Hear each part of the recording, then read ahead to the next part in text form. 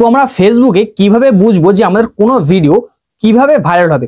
সর্বপ্রথম বলে রাখি, যখন আমাদের কোনো ভিডিও, তো এখানে কিন্তু তোমরা দেখতে পাচ্ছ যে অডিয়েন্সের এই জায়গায় কিন্তু আমার নন ফলোয়ার্সরা ভিডিও দেখছে 96.2%, এবং যারা ফলোয়ার্স আছে তারা কিন্তু ভিডিও দেখছে 3.8%। মানে এখান থেকে কিন্তু যারা আমার ফলোয়ার না বা অ্যাকাউন্টে কোনো রকম অ্যাড হয়নি বা কোনো কিছুই না, তাদের মধ্যে কিন্তু আমার ভিডিওগুলো দেখে 96%, প্রায় 90% উপরে কিন্তু এই ভিডিওগুলো আমার তারা দেখে। এবং যারা ফলোয়ার্স আছে তারা কিন্তু আমার ভিডিওগুলো প্রায় দেখে না বলতে গেলে, মানে বেশি ফলোয়ার নেই। এবং এখানে কিন্তু প্রতিটা ভিডিওর ভিউজ আমার 100-কে 200-এর উপরে চলে আসে। তার মানে এখান থেকে বোঝা যাচ্ছে যে যারা আমার ফলোয়ার না তারা আমার ভিডিওগুলো বেশি দেখছে। এবং যখন আমাদের ভিডিওগুলো আমাদের ফলোয়ার্স না তারা দেখবে, তখন কিন্তু আমাদের ভিডিওগুলো ভাইরাল হবে। এটা আমরা কিভাবে বুঝবো যে আমাদের ভিডিওগুলো ফলোয়ার্সরা দেখছে না আমাদের যারা ফলোয়ার্স না তারা দেখছে? তো সর্বপ্রথম কাজটা করার জন্য আমাদের যে কাজটা করতে হবে, আমাদের ফেসবুকে যে প্রফেশনাল ড্যাশবোর্ড আছে সেই প্রফেশনাল ড্যাশবোর্ডে কিন্তু ক্লিক করে দিতে হবে।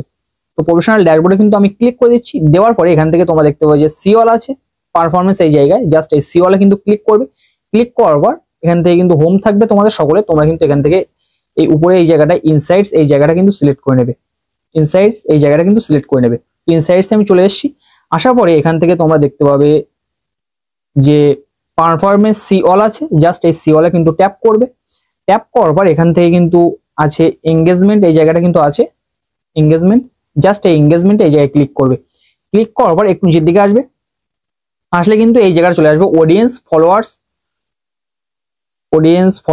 ভার্সেস নন ফলোয়ার্স। তো এখানে কিন্তু অডিয়েন্স মানে যারা তোমার ফলোয়ার আছে তারা কিন্তু ভিডিও দেখছে, বা আমার ফেসবুকে যারা ফলোয়ার আছে তারা কিন্তু 3.8% আমার ভিডিওটা দেখছে, এবং যারা আমার ফলোয়ার না তারা কিন্তু ভিডিও দেখছে 96.2%।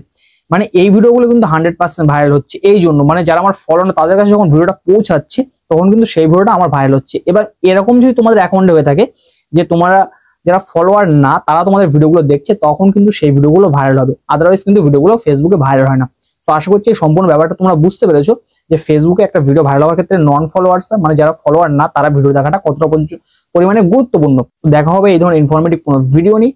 তখন যে ভালো থাকুন, সবাই সুস্থ থাকুন, সবাই আল্লাহ হাফেজ।